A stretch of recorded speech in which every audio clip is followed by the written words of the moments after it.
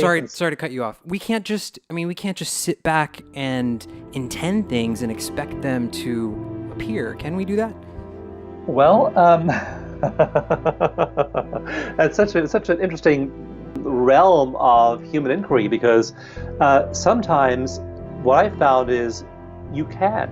If I were to tell you, Xavier, you too could be that happy and shift your brain function, and all you need to do is spend 4 hours a day for 30 years meditating, it's like, that's unrealistic. So I wanted something that would let people get to those states really, really quickly. I can tell you, we've just had the World Cup, and a lot of those people, those teams were tapping, they were meditating, they were doing all kinds of performance hacks to improve their performance. So that's the next phase, is not just how do you not suffer, but how do you take your baseline of health and happiness and well-being and get a lot happier. The astounding thing, Xavier, that people in Coherence can do, they can literally change the fundamental forces of physics. And that's the power we have with the coherent mind. So what I argue for is that what you will create when you're attuned to non-local mind is infinitely grander and more brilliant and more aligned with the flow of life.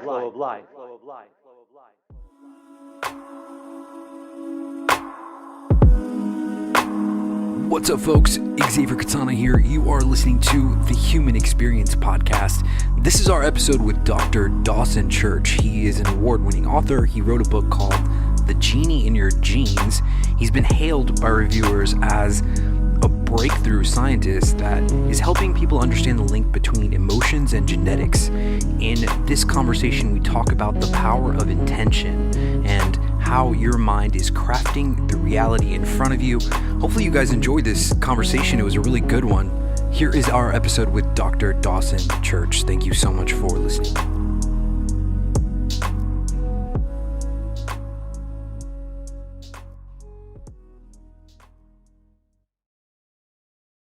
The Human Experience is in session. My guest for today is Mr. Dawson Church. Dawson, thank you so much for being here. Xavier, pleasure to be here. So, Dawson, why don't you give the crowd an idea of who you are, please, and what you do? Sure, I'd love to do that. And what I am really inspired to do is see people get out of suffering that's preventable. And I think that in every life there's suffering that's not preventable. There are things that happen to us out of the blue that we can't really change, but so much of our lives we can change. And so in my work, in my nonprofit endeavors, in my writing, I try and help people find the things they can change. And that turns out to be an enormous amount. So I have a nonprofit called the National Institute for Integrative Healthcare. And we do research there into promising new evidence-based medical cures, as well as psychological shifts.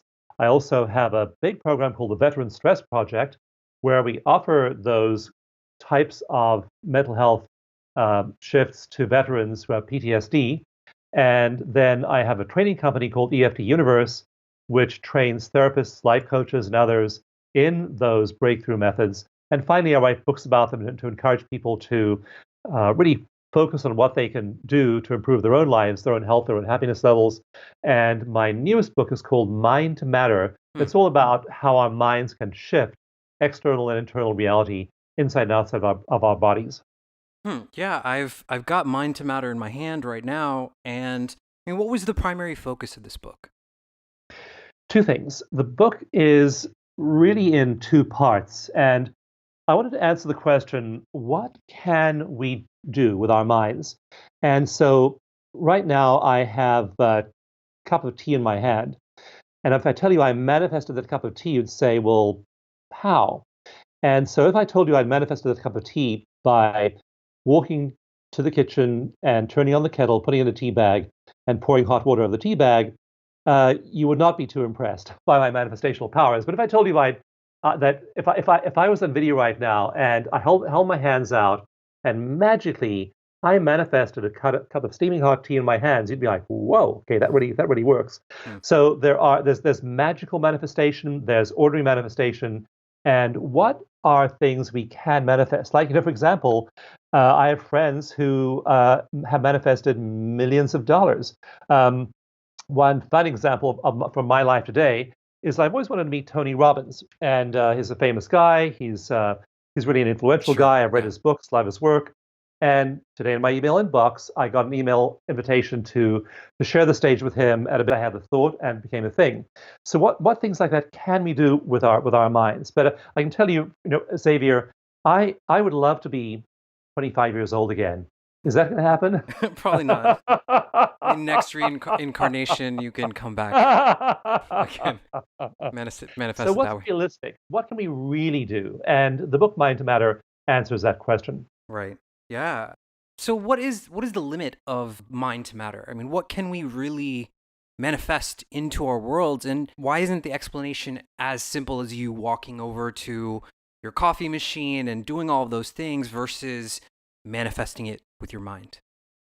I believe we think we can manifest certain things. Everyone knows they can manifest a cup of tea. People, though, don't realize how much they can manifest with their minds alone. The book is broken into two parts, and the first part is all about manifestation in our bodies. I'll give you an example.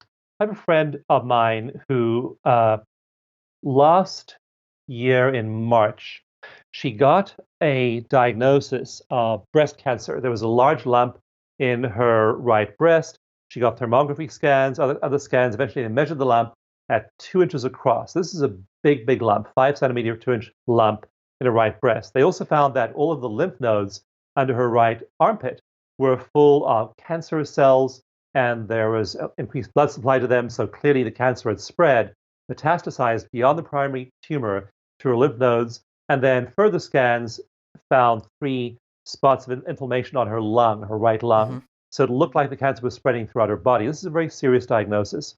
And so she is a believer in energy. And in the book, I say, by all means, use material medicine. That pill might be perfect, that drug, that surgery might be necessary, but don't just look to what you can do with matter.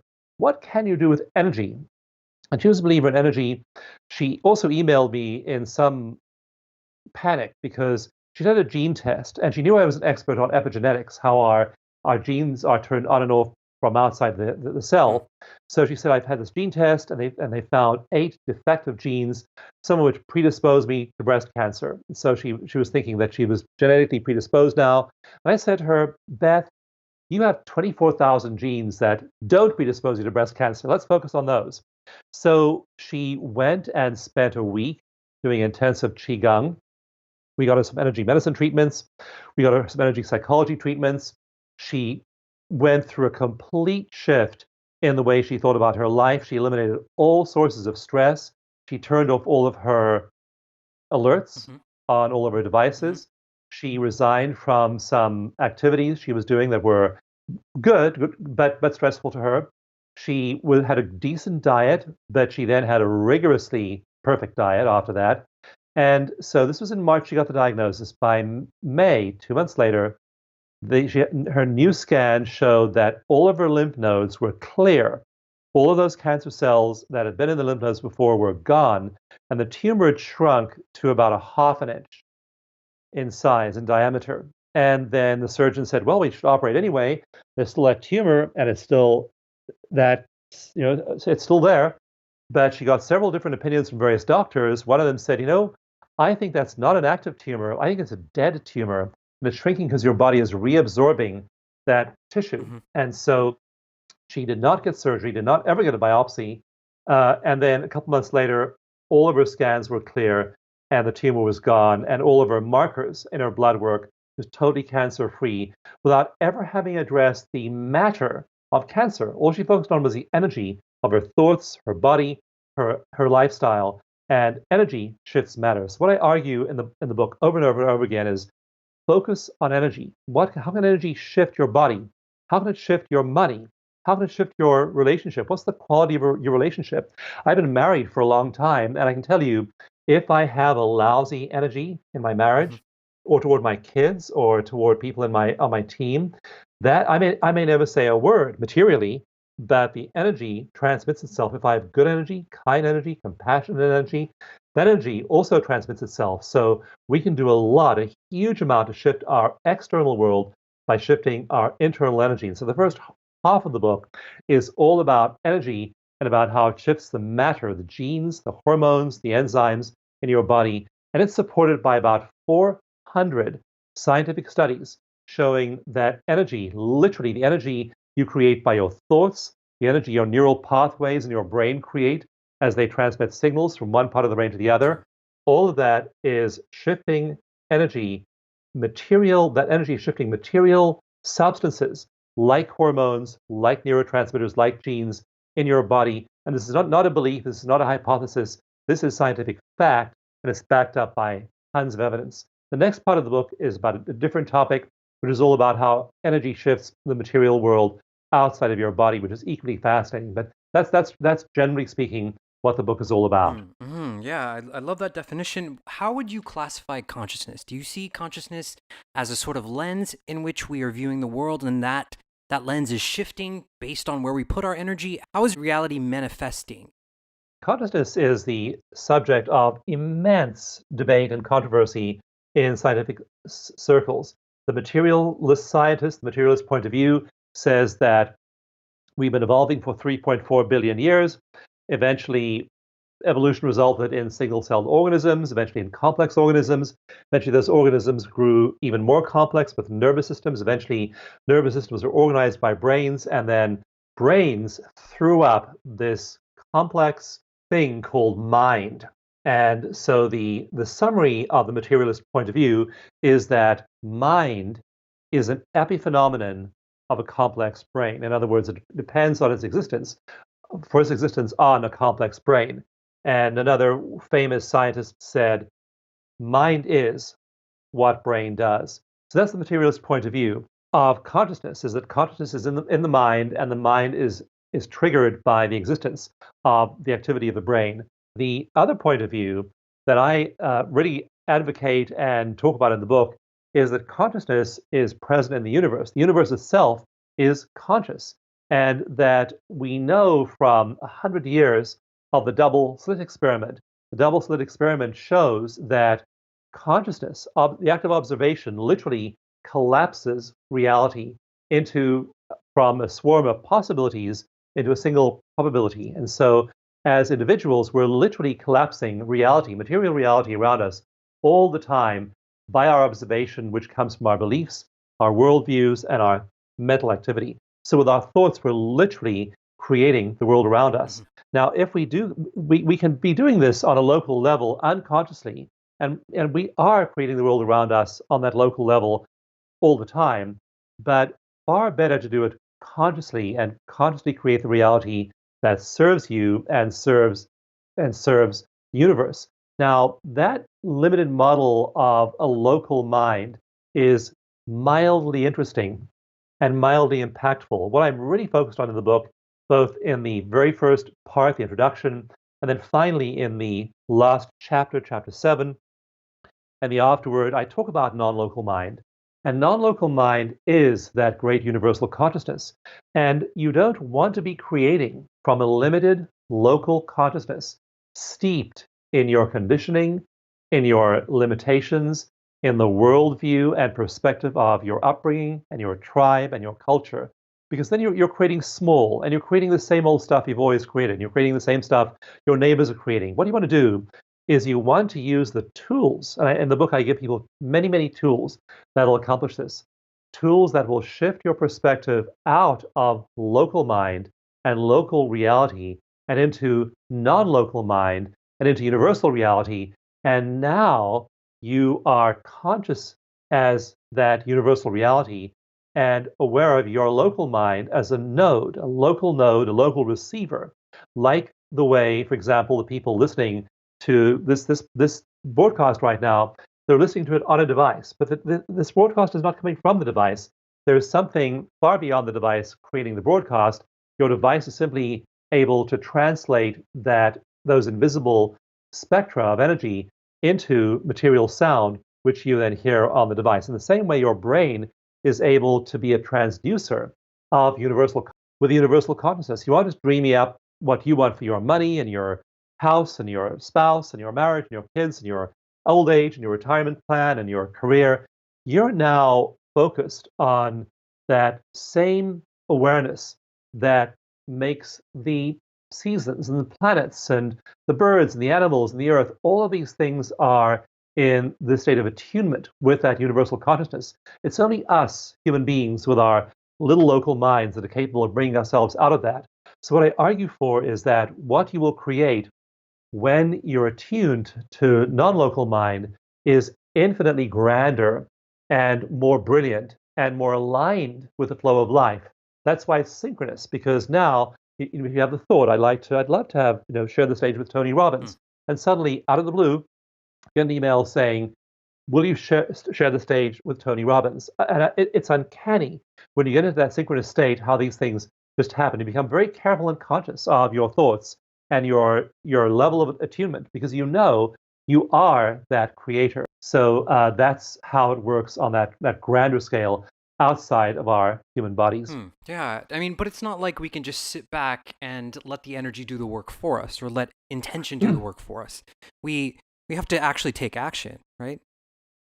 One of the things I show in brain scans, we've now done brain scans of hundreds of people. My friend Joe Dispenza at his workshops has done brain scans of close to 10,000 people.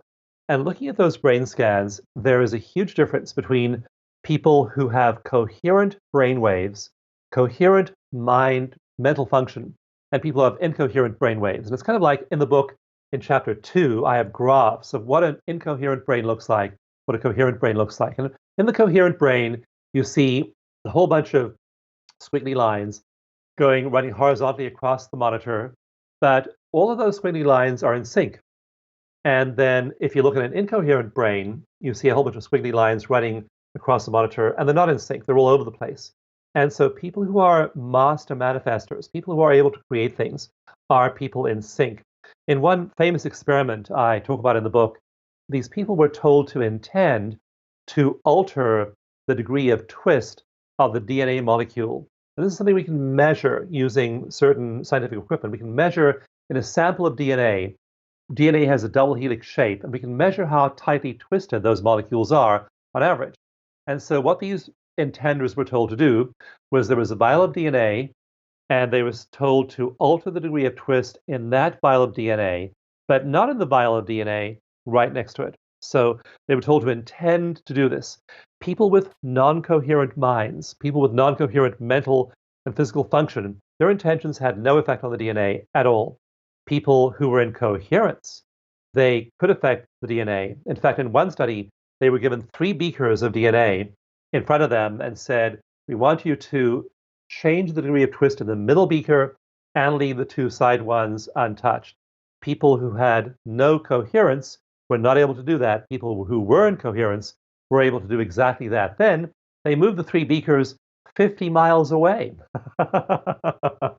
So now it's not just a local effect. They thought, well, how the person's own local electromagnetic field is affecting the conformation of the DNA molecules. They moved the beakers 50 miles away. There was no possibility of electromagnetic interference or effects of that, and still the effect persisted.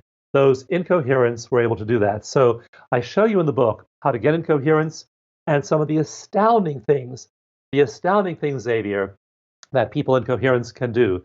They can literally change the fundamental forces of physics. And that's the power we have with the coherent mind. I mean, it's fascinating. I find this subject highly intriguing, and the idea of, manifesting something with your mind. But I mean, I'm not sure if you answered my question or not. Once I intend something, that's not the only thing that I have to do, right? I have to take the steps necessary to make that intention flourish, right?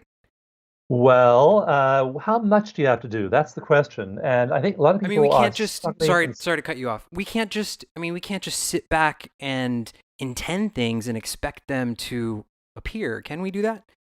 Well,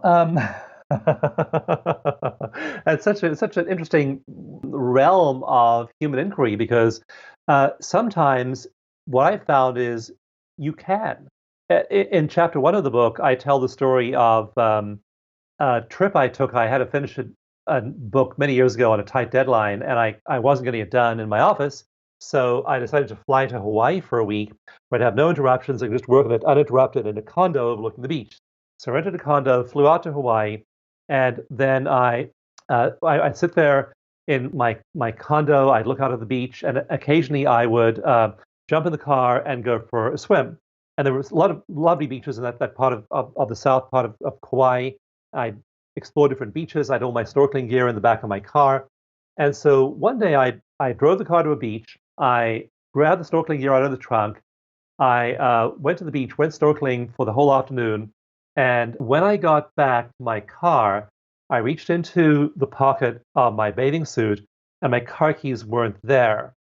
And I'd also clipped the keys to my condo to the keys of the car. So now I was locked out of the car and out of the condo.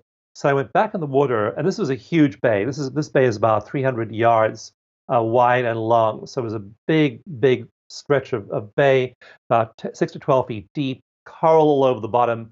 And here I was swimming around this place trying to find a tiny set of car keys.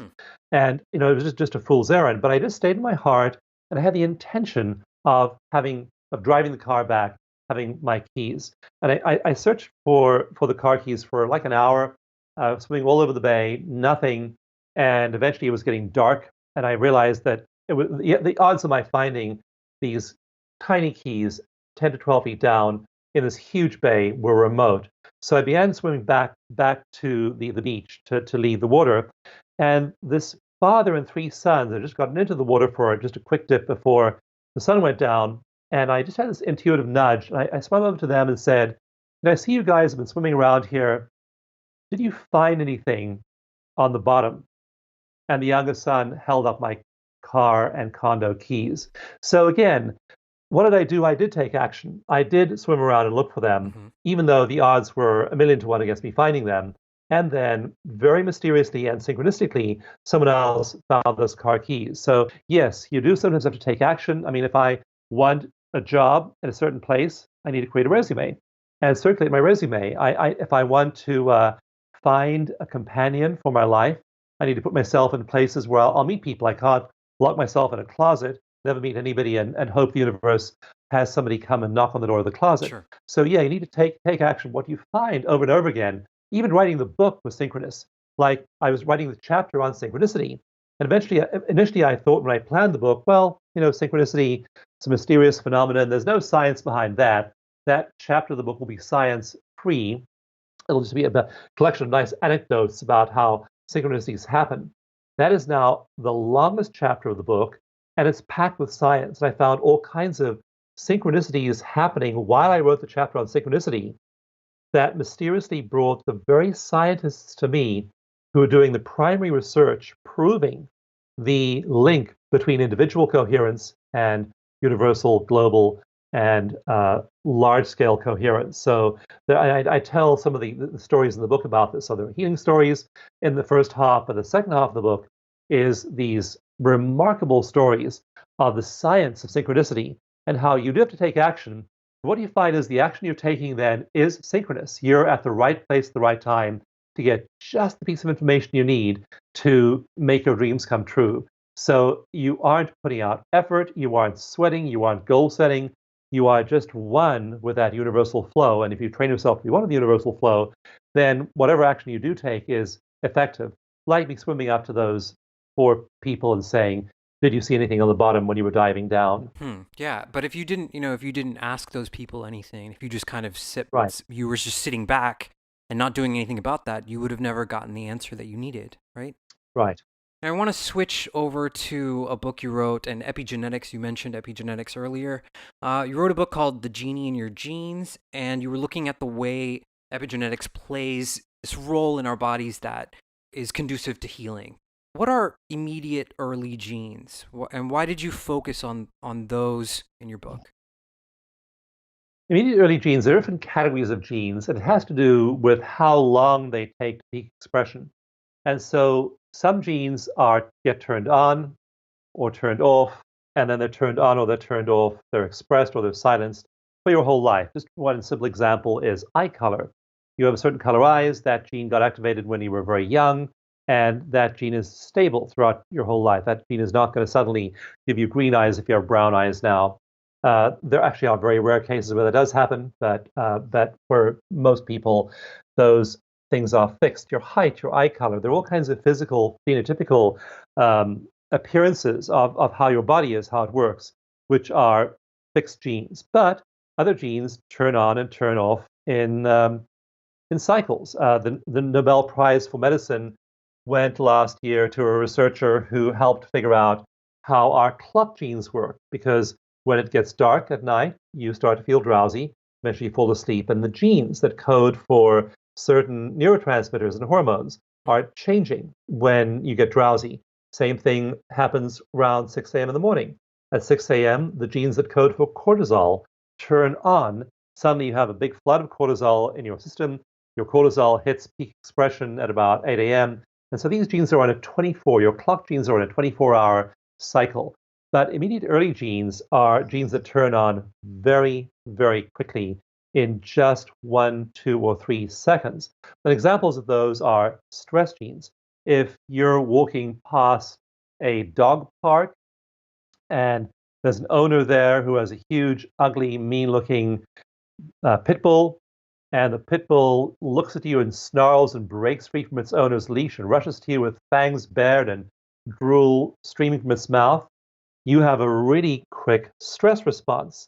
And your genes that code for stress hormones like adrenaline and cortisol, they turn on, they're turned on by those immediate early genes in 1 or 2 or 3 seconds. You have a huge spike of those stress hormones, and that enables you to activate the fight or flight response, and then you are able to take appropriate action, fight or flight or freeze. So those immediate early genes are ones that govern things like stress or govern biological processes which you need a very rapid response. Do you think there's an intention gene? Like maybe some people are better at intention and manifestation than others? I don't think there's an intention gene as such. I think that there are people who, when they have intentions, are triggering genetic cascades. And in that state of coherence, you are definitely shifting gene expression. For example, we know from research, I did a study I do a lot of live workshops every year. Like I teach at Esalen, I teach at Kripalu, I teach at the Open Center in New York, teach at Omega Institute. And so we did a study of people at one of my week-long workshops. They were meditating in the morning. They were doing EFT, emotional freedom techniques, tapping, acupressure tapping in the afternoon. And so they were also bringing in their intentions.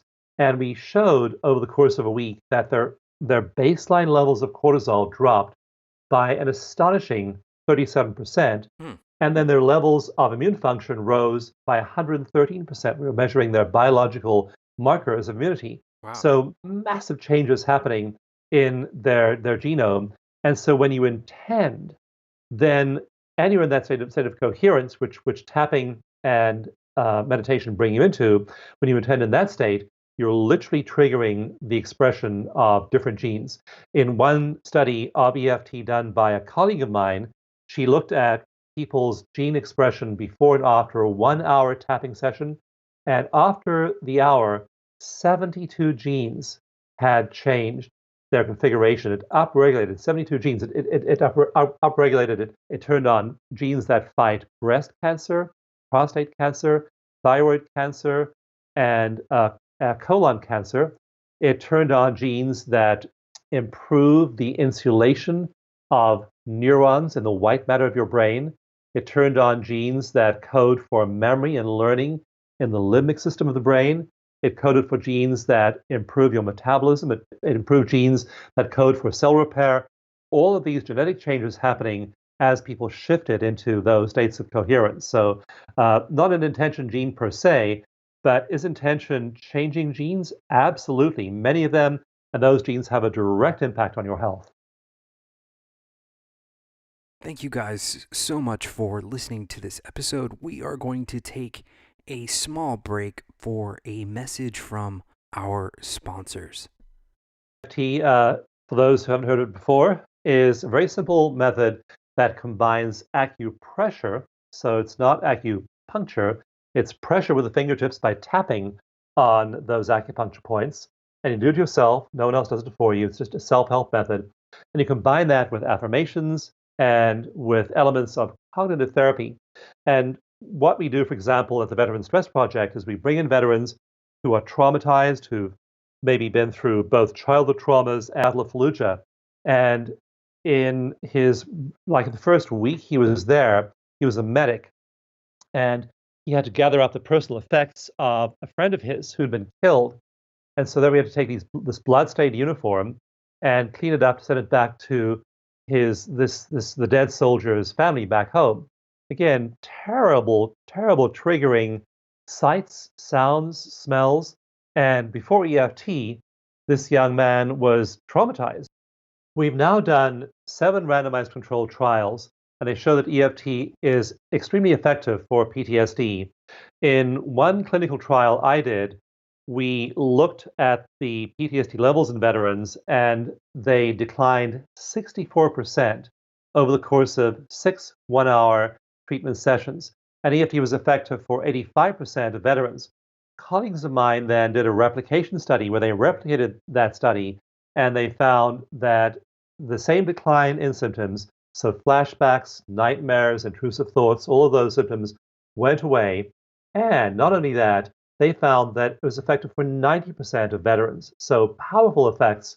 And in long-term follow-ups, we find the effects then persist over time. And in the meta-analysis of those 7 studies, the researchers found that the EFT had a huge treatment effect. And a treatment effect means how effective is your treatment? So you take a pill, you go and get behavioral therapy, you get cognitive therapy, you do coaching, and you can measure how effective that is numerically. Like, is your anxiety going down by 12% or 85%? That's a huge difference. And some therapies will bring your anxiety down a lot, others a little bit. So effect size is something that we can measure statistically in a meta-analysis. And effect size is measured on a scale, with 2 being some effect, with 5 being a moderate effect, and with 8 being a big effect. So 2 is a very minimally effective treatment. 8 is a very effective treatment. On that scale of 2, 5, and 8, the researchers who did the meta-analysis found that the number for how effective EFT was for PTSD was 29. On a scale of 2, 5, and 8, EFT was effective at the scale of 29. In other words, massively effective at bringing down symptoms. So that's the power of what EFT can do for people suffering from PTSD. Yeah, I mean, so EFT not only reducing illness and helping with PTSD, it also boosts performance, right? This is a study that you guys worked on. This is so fun. I just presented at another conference where one of the really weird things about psychology, Xavier, is that we've had these assessments now for 40, 50, 60 years sometimes. Things like the Beck anxiety inventory, the PTSD inventory, the depression inventory, all of these things. And what they do is they measure, like if you have a score of 0 on the Beck depression inventory, that means you have no depression. If you have a score of 60, that means you're highly depressed. Okay, so 0 means no depression. And the whole of psychological research for decades has been on how much better you're getting if you're treated. And that's a very fair question to ask. But what people began to realize about 20 years ago was that, just having no depression, maybe there's a little bit of life beyond just not being depressed, not being anxious, not having flashbacks and nightmares. How about thriving? So we have, for example, a coaching psychology course that is absolutely the most state-of-the-art course in coaching psychology that my colleagues and I put together. And so that course ends in the last 2 modules with peak states and thriving. What would happen if you were to be able to walk onto the tennis court and play at a much higher level of play? I can tell you, we've just had the World Cup, and a lot of those those teams were tapping, they were meditating, they were doing all kinds of performance hacks to improve their performance. So that's the next phase, is not just how do you not suffer, but how do you take your baseline of health and happiness and well-being and get a lot happier. So, for example, at that same week-long workshop at Esalen, where we were measuring things like salivary immunoglobulin A and cortisol and brain waves. We also measured happiness.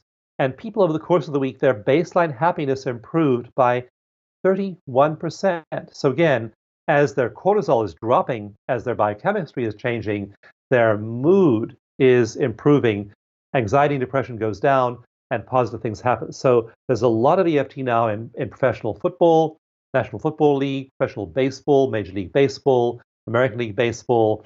A lot of athletes are now discovering that it gives them the performance edge. And one of my favorite quotes is from one of our certified practitioners. And I urge people to check out getting a practitioner and working with them on either whether it's a physical issue or a performance issue, but work with someone who's certified. But this woman had been a medalist in the 2000 Olympics. And she said, Dawson, in my sport, swimming, said, in my sport of swimming, the difference between gold and bronze is 1/1000th of a second. Yeah. She said, you don't get 1/1000th of a second quicker by effort or by muscular strength. It's the mental game. And so much of improvement is the mental game. In my book, Mind to Matter, I talk about how high performers, like people at Google, the Google Executive Suite, are using these methods. People in the Nike innovation team, people at Reebok using this. The Navy SEALs know that using these methods is important to not be stressed. They just built a huge facility called the Mind Gym in Norfolk, Virginia, where they're applying these methods to their high performers, to these Navy SEALs. They're putting millions of dollars of training dollars into training these people. Mental training is a key part of it, and they find that it raises productivity by over 250%. It doubles creativity. It improves their ability to think in difficult crises like hostage rescue missions. So they learn to acquire these mental states before a hostage mission and after as well, so they don't get PTSD. It improves their performance during as well. So yeah, high performers of all stripes are discovering that you can learn, train yourself into these elevated brain states. Yeah, it's amazing. And I mean, you have your hands in all of this work. You're really pushing it forward. You created something called eco meditation. Can we get into that? What does that involve? It is for people who, like me, are terrible meditators, which includes most of us. So most people, when I'm doing live workshops, I say to people, I ask questions like, how many of you here in the workshop have taken a meditation class or read a meditation book? And like everyone raises their hands. They've all taken meditation classes. Then I say, and how many of you meditate daily? And like maybe one person in 20 raises his or her hand, and then the other 19 stare at the floor in embarrassment because they, like me, like I took a meditation class, my first meditation class when I was 15 years old. I was living in a spiritual community, and we were taught meditation, and the teacher said, meditations are very simple. All you have to do is still the mind.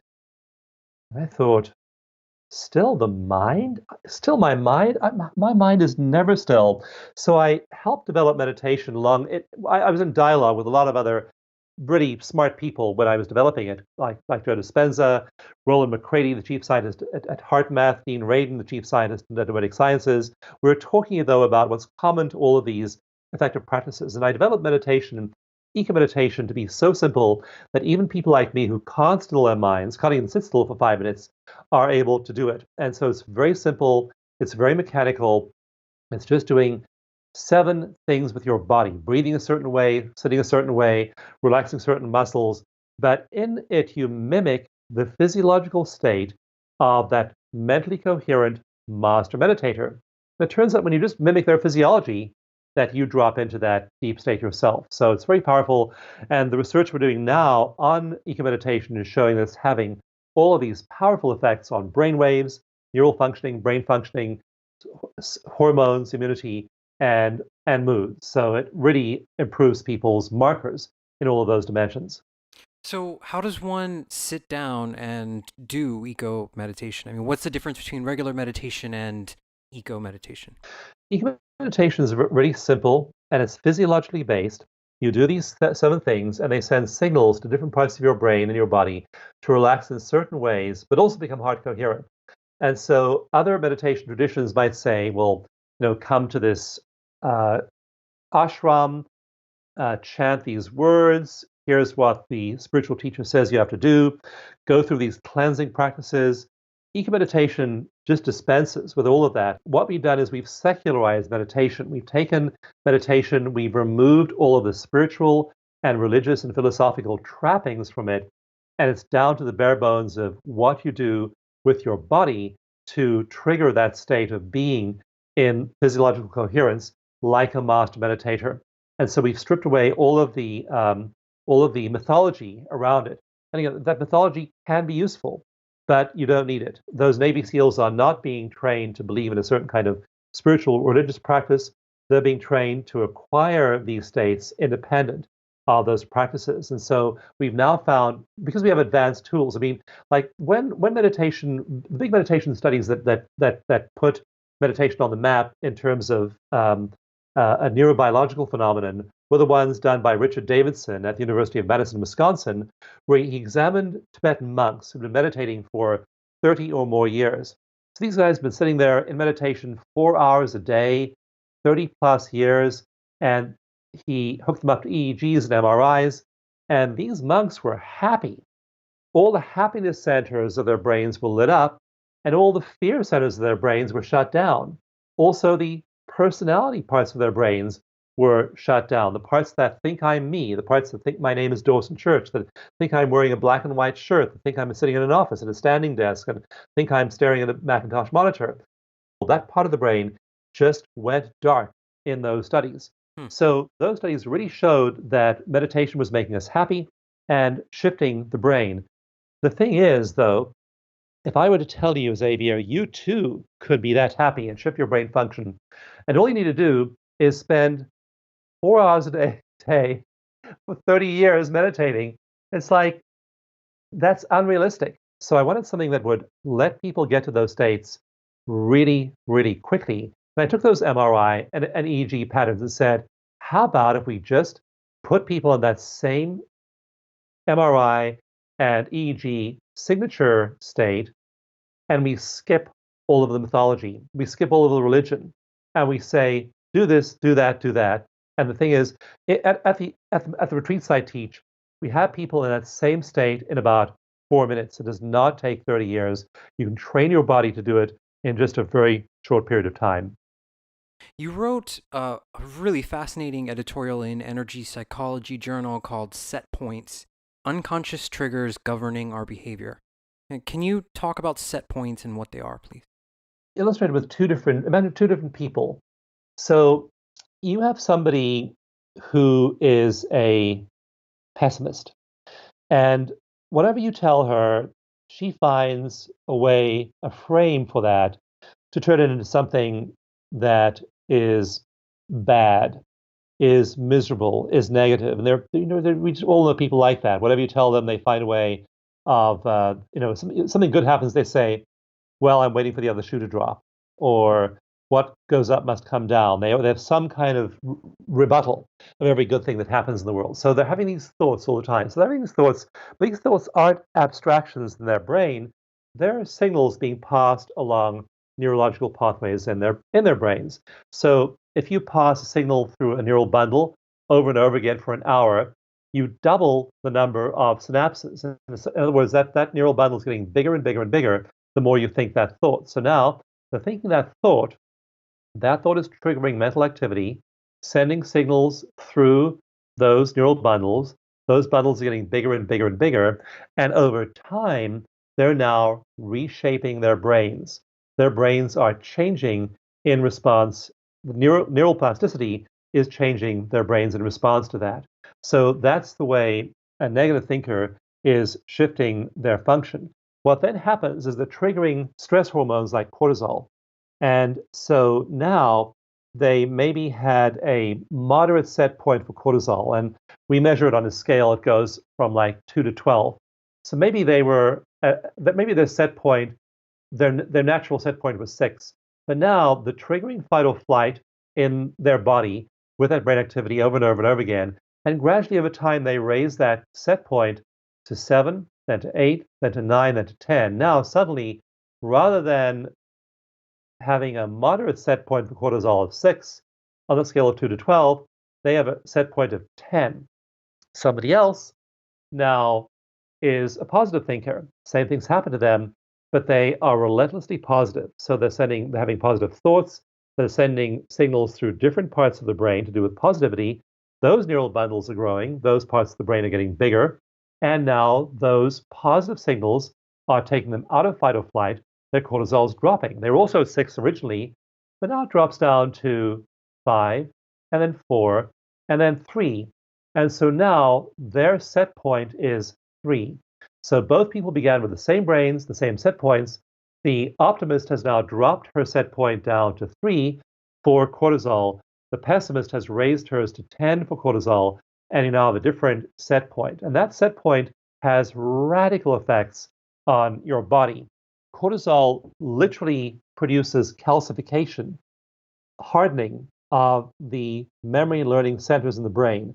Calcium is the stuff your bone's made out of. You're not supposed to have calcium in your brain, but literally there are these calcium deposits on the memory and learning centers of the brain, so that inhibits the ability of neurons to conduct signaling. So now over time, you have one person with high cortisol, one person with low cortisol, and it shows up in health span and lifespan. So optimists, I talk about in Mind to Matter, the differences in lifespan between optimists and pessimists. Optimists live on average 8 years longer than pessimists. That cortisol is producing a degradation in people's health, in their brain function, in their cognitive abilities. They have more dementia, more Alzheimer's, more cognitive decline over time. The optimists have a much healthier and much longer life. So these set points then govern our behavior. So set points are hormonal, they're neurological, they're physiological, and they then become the way we respond to the world. So it's super important to start to regulate your set points, shift your thinking, and then have healthy set points for all of these neurotransmitters and these biological functions. Yeah, it's really fascinating. I want to jump back into Mind to Matter. I want to talk about intuition and premonition. This is something that I've been waiting to ask you. How much do you think intuition plays into the idea of manifestation and being connected to the sort of non-local aspect of consciousness? Intuition is really interesting. And some people, for one thing, it has something to do with belief. There are people who believe in intuition, who believe in clairvoyance, who believe in telepathy, who believe in psychic phenomena like that. And there are people who don't believe in it. Now, one of the really fun things I've discovered in reading studies in this field is, Xavier, this is just hysterical. This is like some big cosmic joke being played on us by the universe. So people who have a strong belief in these phenomena, like intuition, have experiences of intuition frequently. But those people who do not believe in intuition do not have intuitive experiences nearly as frequently, and sometimes never. So our experience of these psychic phenomena is tied to whether we believe in them. And so if you believe in them, they tend to happen to you. If you don't believe in them, they tend not to happen to you. And so it's something that is happening, but only for those people who are believers in it. And intuition is really powerful. One of the most interesting forms of intuition is precognition. Precognition is, I have a big section on this in the book about the research into precognition. Precognition is the belief that I can know the future in some way. Not that I can foretell the result of the next election or know where the stock market's going, but that I get little intuitive hints, hunches about things that are happening in the future.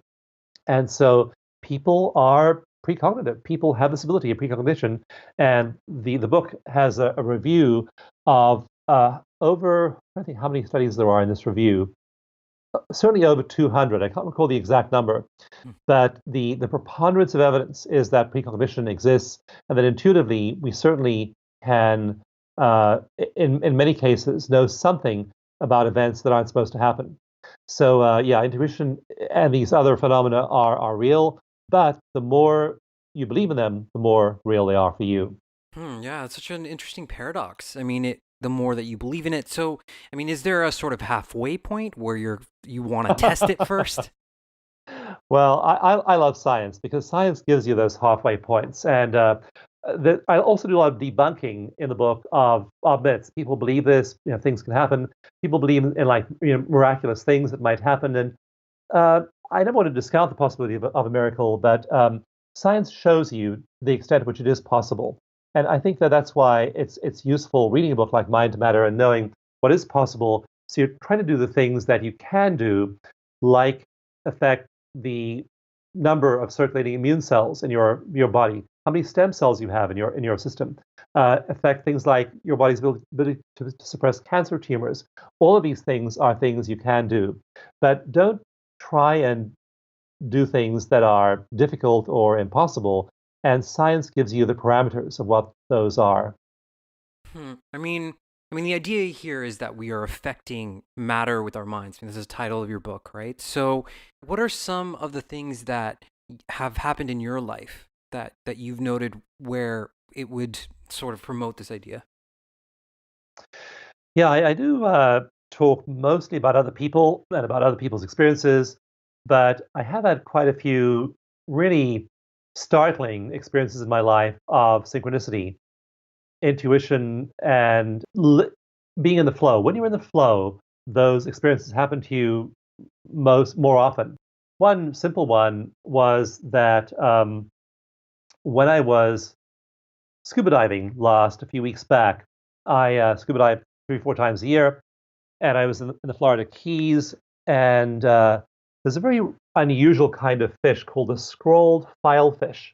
And it's unusual because it swims at a 45-degree angle. It's just it's a very, very ordinary looking fish, except that it always looks like a crossbar. It's always swimming at this 45-degree angle. So it's a very distinctive fish. And I'd never seen one before in 75 scuba trips. And I was swimming down at a depth of about 30 feet. I just had this thought, wow, it would be fabulous to see a scrolled filefish. I had a diving buddy. I was swimming along with him. And then my intuition gave me this little nudge and said, look behind you and up. And I did. I turned all the way around and looked up toward the surface. And there, silhouetted against the sun, was a scrolled filefish. And it was just interesting. I'd had that thought that morning. And then on that 75th diving trip, I saw one. I then admired it for a while, but again, it wasn't right in front of me. I had to then hear the intuitive nudge to turn all the way around. And normally in scuba diving, you're looking horizontally or you're looking down. I had to look up against the sunset and sunrise, and there it was right against the sun. So that was just one little nudge. I just enjoyed the fish for a while. I turned around and kept on swimming. And then I had this memory. I thought, I've never been scuba diving in Mexico in this place called the Cave of the Sleeping Sharks.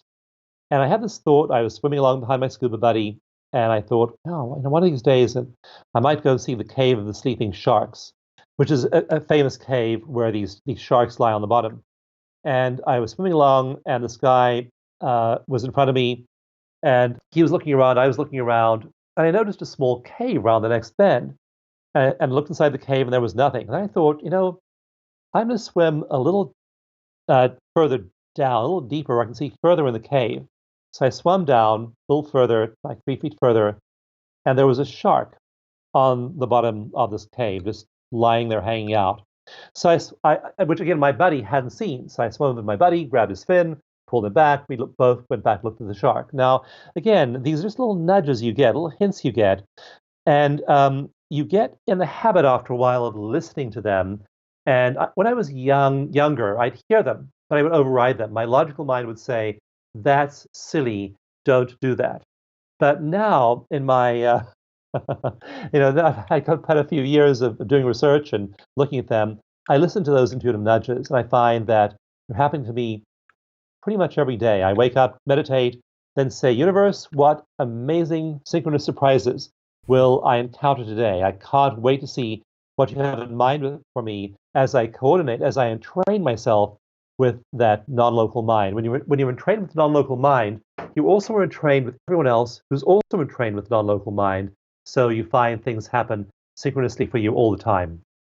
Yeah, wow, so much going on here. And, it's amazing through this whole interview, you've mentioned things that literally on my list of questions, word for word almost. And it's really interesting. I mean, you mentioned flow state. That's literally the next thing that I was going to bring up or mention. I wanted to ask you about how Mind to Matter, talks about flow state and what flow state is. We talk about flow state here a lot, but I'd like to hear your interpretation of that. Flow states are states where you feel a frictionless sense of um, flow with everything around you, and the sense of friction of bumping up against people and events and things goes away, and you're in this state of feeling as though things are effortless and easy. And athletes talk about this. They say that when they're in the flow, they know everything's okay. Time seems to slow down. They have all the focus and concentration they can need. They're in this altered state.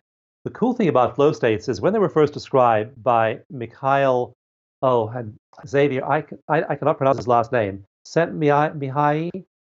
His book called Flow came out in the 70s Mm-hmm. and catalyzed our awareness of flow experientially. He described what people who are experiencing flow feel like. We know what they feel like, what it looks like to them. What we now have, though, with advanced imaging tools, is we know what the brain looks like in flow. And there are different names for it. And the name that I use most in my book, Mind to Matter, is this EEG signature state called the awakened mind. We hook people up to an EEG, and when they're in flow, we can see what their brainwave patterns are. And in the book, I show you what those exact brainwave patterns are, what they look like. We know when they're in awakened mind. Another word for flow in the Navy SEALs don't call it flow, they call it ecstasis, Yeah. ECSTASIS, and after the uh, Latin word ecstasy they use this phrase called ecstasis, and they know you can feel when you're in flow, when you're in awakened mind, when you're in ecstasis. And so we know what that looks like in terms of a brainwave pattern. We know what it looks like in terms of a human experience. And the cool thing about it being an experience is that when you've been trained to acquire that brain state through eco meditation, through tapping, you know what it feels like in your body, and you don't need an EEG to be able to acquire it. I was on a science panel recently with a guy who's an executive officer with the company that makes the Muse headband, and he says after you've trained yourself using a Muse headband for a while to acquire these states, you don't need the Muse headband. You know what it feels like internally. So you know the set point of cortisol, of immunoglobulin, of DHEA, of serotonin, of dopamine, of GABA, of acetylcholine. You know exactly what all of these ratios are. You no longer need these external ways of demonstrating them. That's the beauty of these internal states. So you change your set point, you know what it feels like then to be in flow, and then you use the tools that get you in that state and keep you in that state for as long as you want. Yeah. I mean, do you think this is the new science? Do you think this is sort of the next thing that we're going to be finding out more on? Do you think that's happening right now as we speak? The new soft science is going to be meditation and EFT and derivatives of meditation and EFT. And the new hard science is going to be wearable devices that monitor this and help you get into the zone, and maybe ones that can stimulate you into being into the zone. That's quite hard because we know these brainwave ratios. I can build a device that'll artificially induce those in you, but that device will work well for some people and will traumatize other people because the way our brains come to the experience is very different. But wearables, miniaturized devices, wireless devices. Right now, to use the Muse headband, I have to put the headband on my head. To use an EEG, I have to use electrodes and attach them to my scalp. What's coming soon to a brain science center near you is a wearable device and a wireless device that'll do all of this for you without you having to go to all the trouble of hooking up all of those electrodes and having a power source. So the software is going to be tools like energy medicine, energy psychology, tapping, meditation. That'll be the software that gets you there. The hardware that measures it will increasingly be miniaturized, be wearable, and be unobtrusive in terms of charging and connection. So that's where I think we're going in terms of hardware and software. Yeah, Dawson, such a fun interview. Where can people find Mind to Matter? Go to the website for the book, which is mindtomatter.club.club. So it's not .com or .net or .org. It's mindtomatter.club.club. So mindtomatter.club, you can order the book. You can also get free meditations. I also give you access to several ways of really using the book effectively, like ways of meditating along with each theme chapter. The book also has an extended play bonus section after each chapter, which gives you access to videos, to research sites, to all kinds of information lists, lists of practitioners, people who can apply these therapies with you, performance coaches, and so on. But all that's accessed through the .club website, mindmatter.club. It's all there. Okay, and do you have a personal website that people can go to see your other work? That'll dump you on, it'll give you access to all of those things through the Mind Matter website. Okay, great. Dawson, thank you so much. Guys, we are going to get out of here. My guest is Dawson Church. The book is called Mind to Matter, The Astonishing Science of How Your Brain Creates Material Reality. You can check this book out, put it into Google, and find it there. Thank you guys so much for listening. You will hear from us next week.